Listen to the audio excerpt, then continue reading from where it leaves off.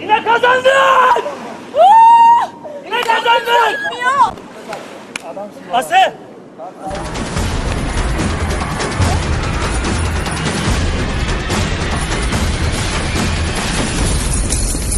Yes! Nihat kazandı! Ünlüler kazandı!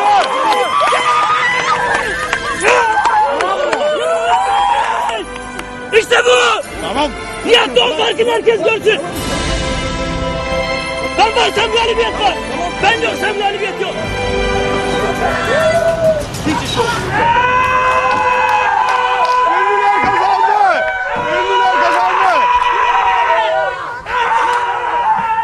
Yes! Yes!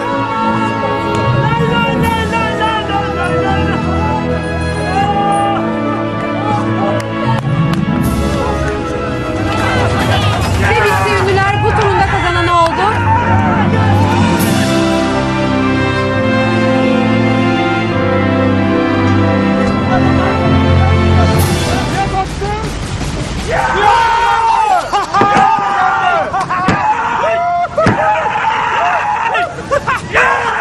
Olmaz böyle final ya! Olmaz böyle final!